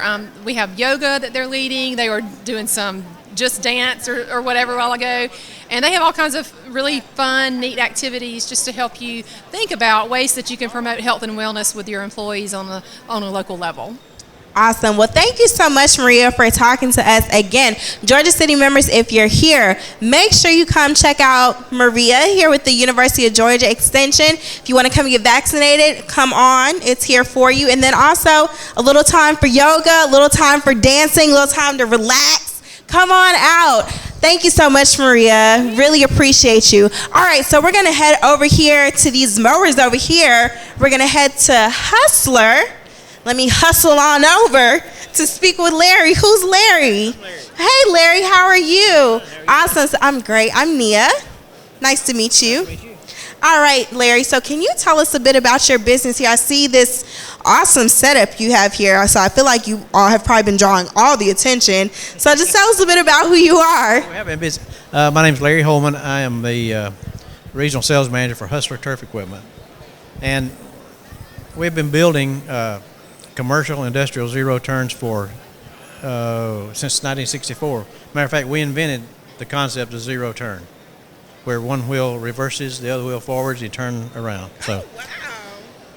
That's awesome. So what are some municipalities that you all partner with, or what is even some big projects that you all have been able to have a hand in? Well, we partner with a lot of landscape companies who cut or contracted out to some of the cities, and but we do sell to cities all over the United States. We have, matter of fact, we have a rebate program for the dealer when they buy. Municipality buys a piece of equipment, one of ours, then the dealer will sell them at a better price to the city, and then the dealer gets a rebate. So that helps out the cities and the dealers. That's awesome. All of our mowers, most of our commercial mowers, they're all zero turn, but they also have rear discharge. So they're not throwing rocks and breaking windows, and it's less liability for the city when they use one of our mowers with rear discharge. Awesome. So they get the job done in a very neat way, so it won't be too messy or anything. That's good. As a matter of fact, this one over here is called a 104. It's 104 inches wide, and it'll cut a football field in about 10 minutes. Oh, wow. That's awesome. It gets the job done. And that's what municipalities want to hear, is that they can be with someone who can get the job done quickly and efficiently. So thank you so much for that. It takes less labor. Awesome. So what, besides being so efficient and keeping it clean, what else about your company sets you apart from others? Well, I think because we've been building mowers so long, since '64, and we've been in the industrial commercial, it sets us apart from just about everybody else. So. That's awesome. All right, so obviously I know people, as soon as they walk in this vendor hall and they see you, they're going to be able to come find you. So definitely come check out my friend Larry here with Hustler Mowing. Is that right? Or Hustler Turf Equipment. I'm sorry. Hustler Turf Equipment. And other than coming to see you in person, how else can other municipalities get in contact with you? Well, it's hustlerturfequipment.com. That'll do it. All right, that'll get the job done, right? Awesome. Thank you, Larry. Oh, yeah, want to make sure? Thank you, Larry. All right. All right, so we're getting ready to throw it back to the set with Kayla from GMA and Brenda Belcher with Georgia Ford. Hi, you're back on the set with Amanda and Catherine. We have our next guests, Kay Love and Brenda Belcher. I appreciate you both being here today. You guys are with a couple of nonprofits. So let's just start out with each of you telling us a little bit about what you do and your nonprofit. Do you want to start us out, Brenda? Sure. Thanks so much for having me. I am the managing director of Georgia Forward, which is a new member of the GMA family as of 2019. We're a civic engagement organization focused on bridging divides across Georgia. And so Georgia Forward's existed for 10 years before this. And we have two big programs that we're sort of known for. One is the Georgia Forward Forums, which are these great big picture statewide discussions about certain issues and trying to figure out solutions that really go across party lines, geographic lines, those kinds of things. We're sort of asking the question, what do we want Georgia to look like in 10 years, big picture? And then out of those came our Young Game Changers program, which is our flagship program. 50 young professionals from across the state come to one community and work on some big community and economic development challenges that they're having. We're really excited about that program. We haven't done it in a couple years, and we're starting our next one in January of next year. And on Monday here, we are announcing the community where they're going. So excited about that. That is very exciting. Kay?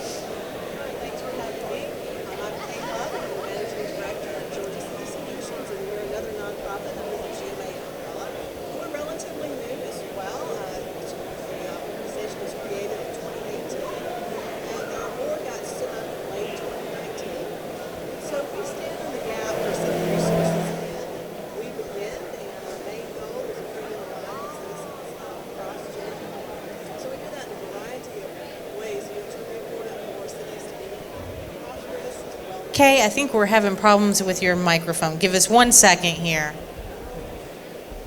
Yeah. I thought I couldn't hear you, so I apologize. Could you just rewind and start all over let's again? Just rewind. Maybe I'll do better the second time. Thanks. So thanks for having me. I'm the managing director of Georgia City Solutions. We're another nonprofit under the GMA umbrella. We're relatively new, created back in 2018, and our board of directors got stood up in late 2019. So we are all about making Georgia cities better, improving the lives of citizens in Georgia, and we do that through a variety of ways of offering technical and financial resources. And we stand in the gap where cities' resources end.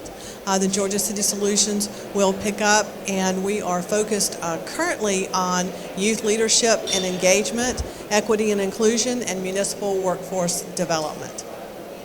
Okay, that's great.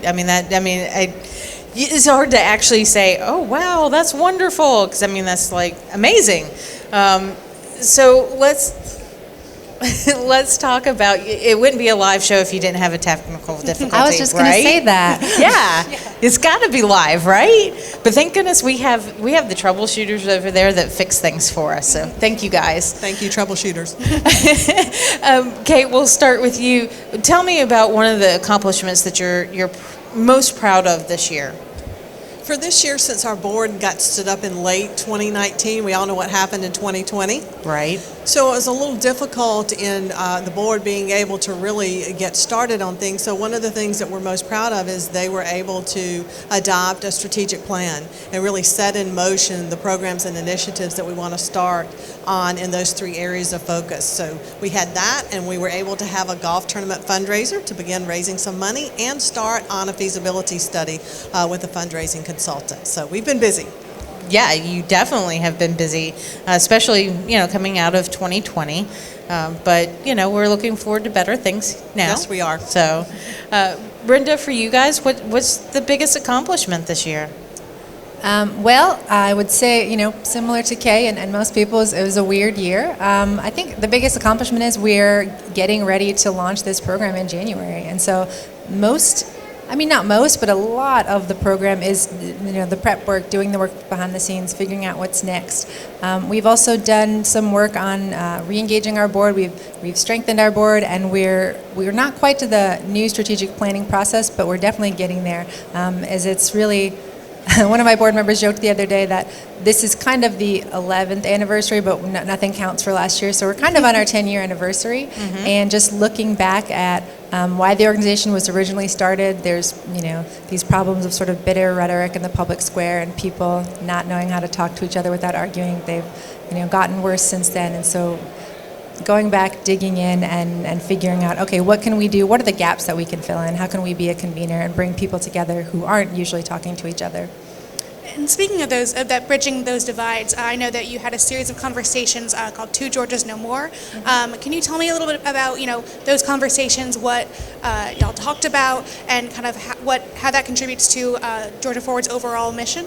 Yes, thank you. So the Two Georgias No More series, we were focused on the rural-urban divide, which is one of the fundamental divides Georgia Forward's always been interested in.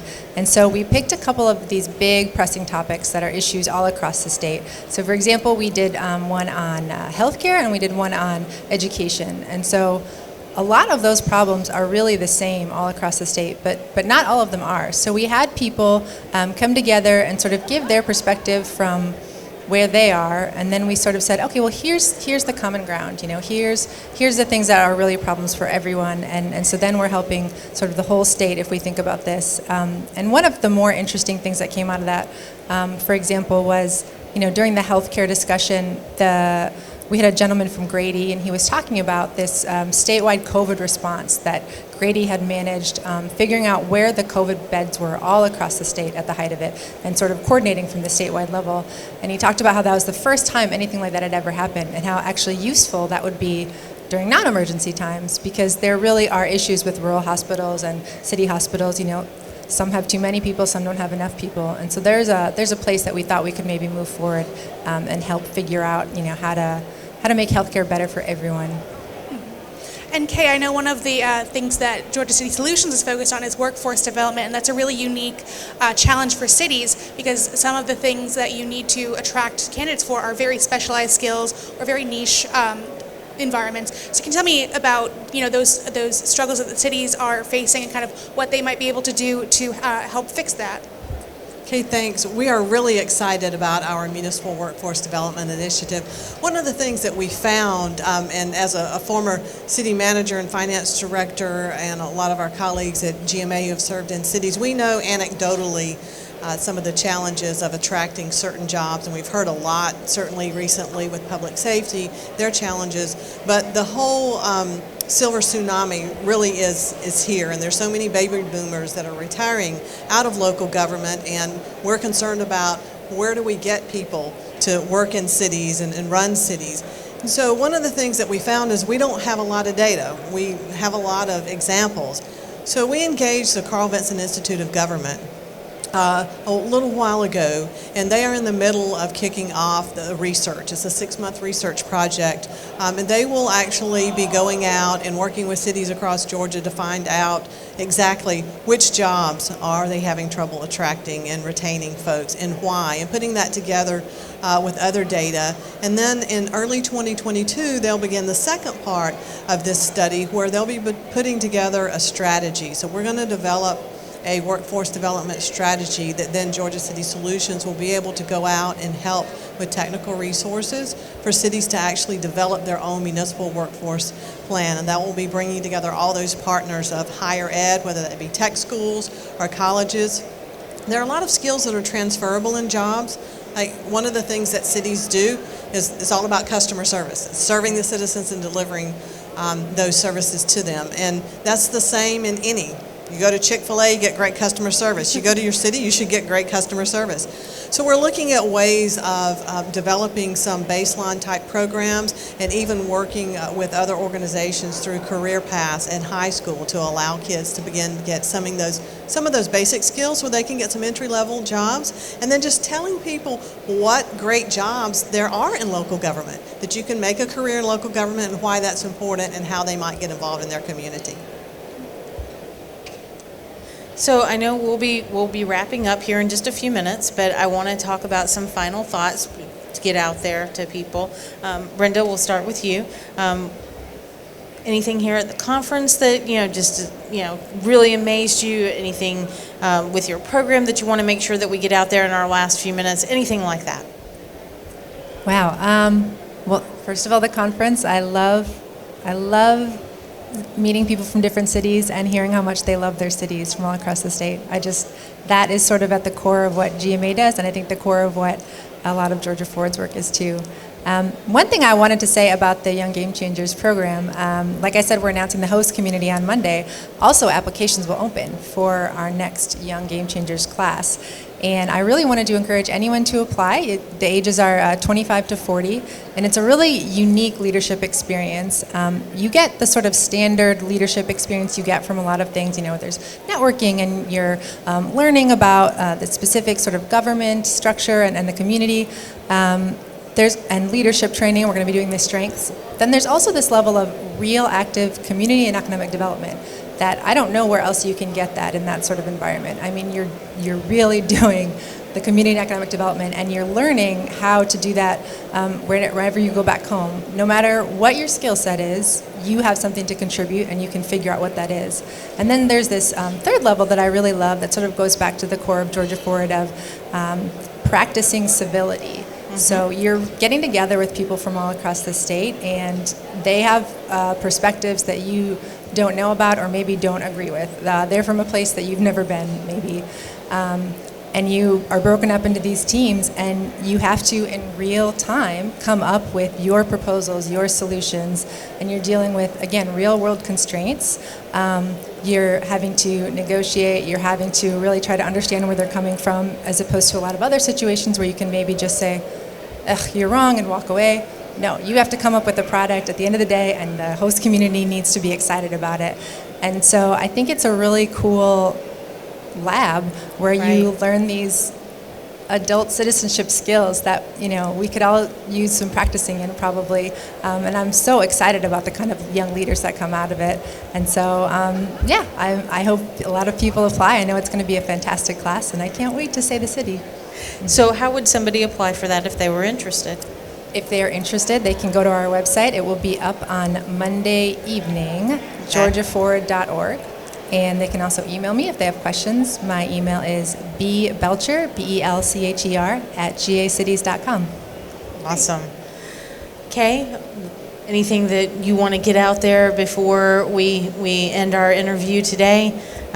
Sure, thanks. So happy to be in person and be able to see people instead of Zoom. And then really just one of the things that we're so excited about, particularly for this convention, is rolling out our equity and inclusion training for city officials and allow them to really embrace that. And it's all about valuing differences and meeting folks where they are, and that's really been a big initiative. And since January, our equity and inclusion director, Freddie Broom, has had the opportunity to engage and train more than 1,200 people, and we are just seeing such great things come out of those community conversations, and we're just really excited to be able to be a part of that, GMA and Georgia City Solutions.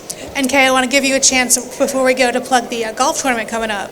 Yes, thank you, Amanda. So Monday, October 18th, we're going to be at the Sugar Hill Golf Club in Sugar Hill, Georgia, and you can go on the website, gacities.com, and just type in golf, and you'll be able to get over there. And so we're always looking for players and sponsors, and it's a great time, and that's a really important fundraiser for us to do our work. Great. Thanks. Amanda, any last thoughts here? Well, I'm glad we could hear more about what you guys are doing, and it's very clear that you both have exciting futures for these organizations. So I'm very excited to see what y'all do. Thank you so much. Thank you, ladies, for being here with us. We really appreciate it. It was great to hear about both of your organizations and what you guys are doing. So enjoy the rest of the conference. Thank you so much. And we're going to go back to Nia out on the floor. She is with Keck and Wood. Nia, tell us what you got. Hey there, Georgia City members. It's me again, Nia, and I am back on our vendor floor with another must-know vendor here at GMA. So I am here with Sam from Keck and Wood. Don't forget the and. Sam, do you mind telling us a bit about your business and who you are? Sure. So I'm Sam Siri with Keck and Wood. Gosh, we've been coming to this conference since 1985 or so. I think I was 5 at the time, but we've been in business since 1954, so we've been serving municipalities all across Georgia and the Southeast since before I was even walking or alive. But we serve communities from when it comes to utilities and transportation, anything community development, stormwater, natural gas, water, sewer, kind of like the MacGyver of things, just if you have a problem, come call us. But we like to build relationships with the clients we work with, and it's more than just the project, it's about the relationships that we get to build. Awesome. So kind of like the problem solvers a little bit. There you go. Yes. That's awesome. So tell us a bit about some projects that you have going on and, who all that you might partner with as far as municipalities. Sure. So let's see. Right now we have it is a membrane water treatment plant that we're working on. That's a tongue twister in the city of Beaufort, along with a water diversion structure as well for the city of Beaufort. We have a trail project that is being built in Peachtree Corners right now under construction. Let's see here. We also have a project that's wrapping up in the city of Osceola. We just saw their mayor walk by. So we're wrapping up a little project for them as well. But really all over the South, roadway projects, utility projects, trail projects, streetscape projects, all those things for cities all across the state. Awesome. So a wide variety of things. So that's awesome. So what is it about your company that stands out from other companies that might do some of the same things you do? What puts like that gold stamp on you guys? Sure. Great question. So I think it really is about the relationship part of the business. We don't want to be just your engineer. We want to be that trusted advisor, that person that you call, that friend when you call about stuff that really doesn't even have to do with engineering. So really the relationships that we build, I think, help us be able to deliver projects and make it enjoyable as well, to be able to have that relationship to get beyond and through the project part of it. Awesome. And so building that bridges with other municipalities, make sure that you don't burn those bridges, keeping those relationships, that's so important. So is there anything else that you want to share with some of our other Georgia City members before we head out? Just come by our booth, say hello if you are here. We look forward to developing more relationships with as many people as we can across the state. Awesome. And so besides for those that can come and see you here, how else should other municipalities be able to get in contact with you? So they can go to our website. It's keckwood.com, KECKWOOD.com, and we'd love to connect with you that way. We are on LinkedIn as well as Facebook as well. So thank you. Awesome. So Keck and Wood, but when you're looking them up, lose the and, just Keckwood, right? That's right. Awesome. Well, thank you so much, Sam. Appreciate it. All right, so now we're going to head over to William at thegovapp.com, and we're going to talk with them about a bit of what they have going on. All right, and so I'm looking for William. Hey, I'm William. Hey, William. How are you? I'm Nia. Nice to meet you. Nice to meet you. Awesome. So, William, do you mind sharing with us and our Georgia City members just a bit about who you are and what you have to offer? Yeah, I'd love to.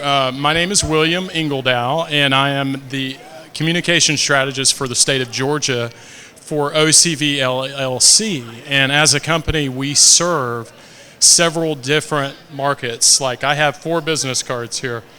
I have a business card for police. We serve police departments all over the country by building a custom mobile app that enhances their level of engagement and partnership with the citizens. So these apps have really high-tech features we're really proud of.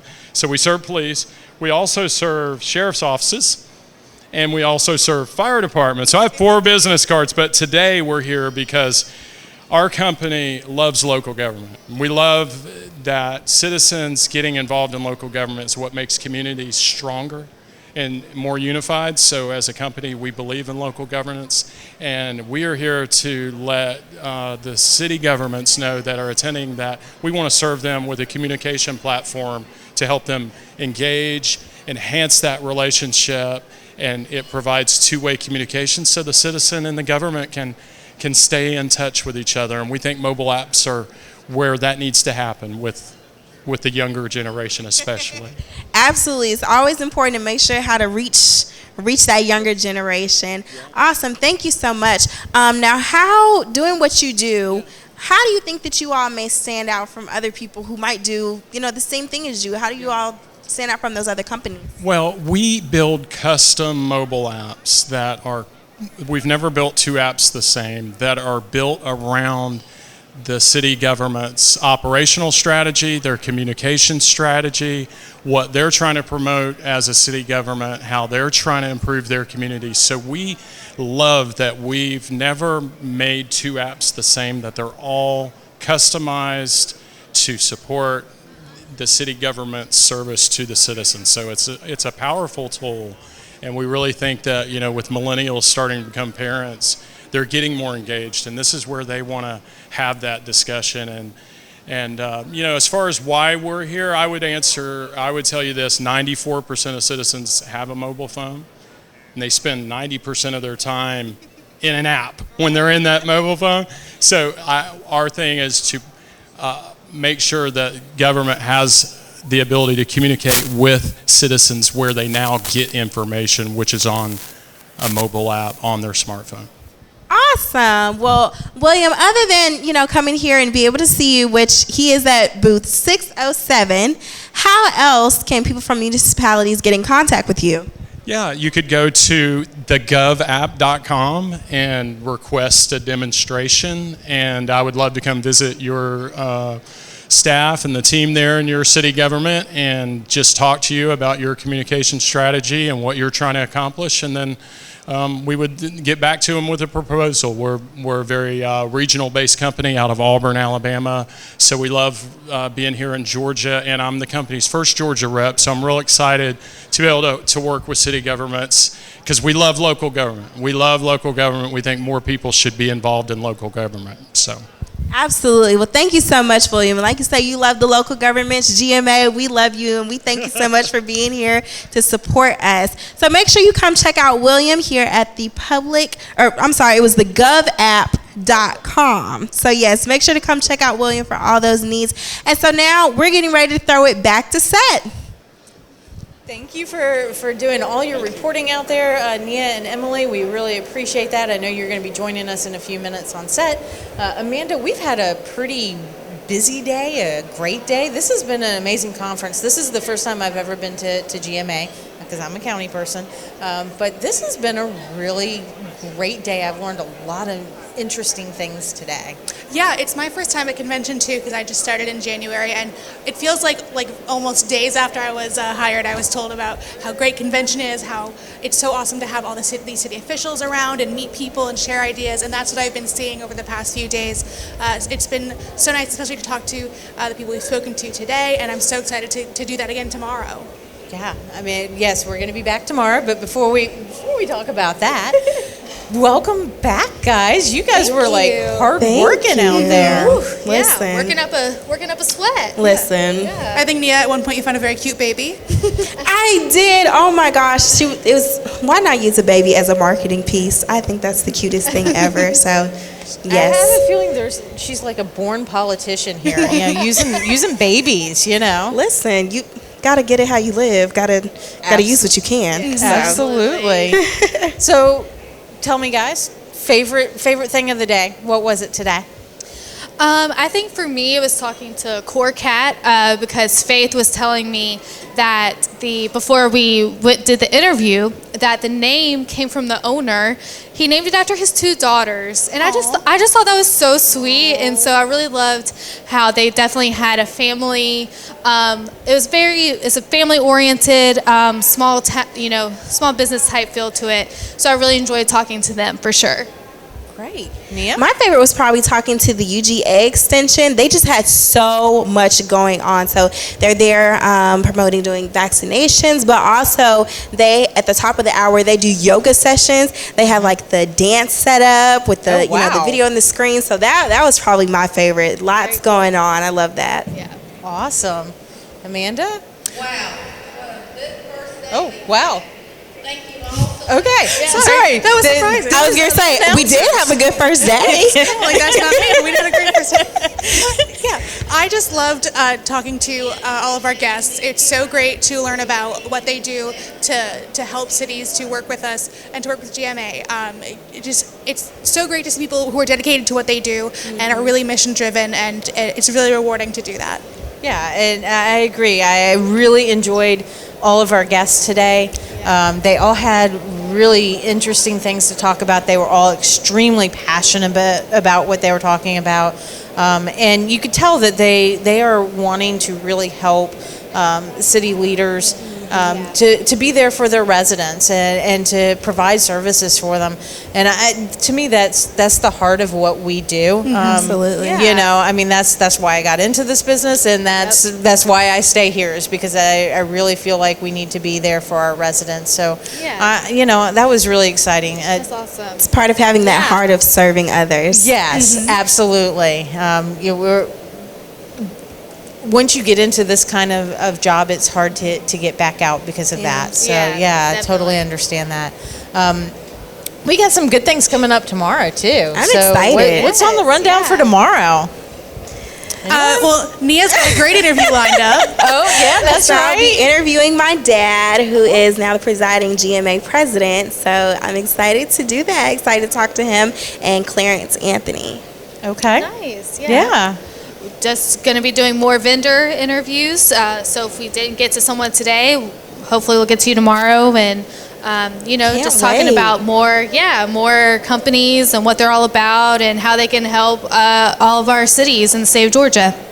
That's awesome. Awesome. I know we've got some other great interviews planned for tomorrow. Actually, you're going to be out on the floor, aren't you, tomorrow? I think so. Oh, So I nice. gotta turn up the charm. Gotta make some friends. Cool. Yes. So, It's going to be great. I'm really looking forward to it. Yeah. So you guys have got to be back with us at noon tomorrow for our next edition of Live Day in the 2. Hall. And we'll be here till 2 o'clock. I don't want to be remiss. I got to talk about this wonderful crew that we've got back behind these cameras. Yes. They are awesome. Such a great team. So thank you, Steve, Chris, Jason, and Haley. You guys have been awesome. You've kept us on track today. You've made us look good. We really appreciate that. Anybody got anything else before we wrap up for today? I think that covers it pretty much. Right. I'm just ready for tomorrow. And for those who are here, you'll also get to see this crew's great work on our Convention Open video featuring myself and our Director of Communications, Kelly Bennett. This team has been up and down the state with us and produced a beautiful video, so I'm excited for y'all to see it. Awesome. Yeah. Can't wait. All right, ladies, thank you so much for today. And that's all we have from Live in the Hall today. We'll see you tomorrow at 2 o'clock. Excuse me, noon. Noon to 2. Noon to 2.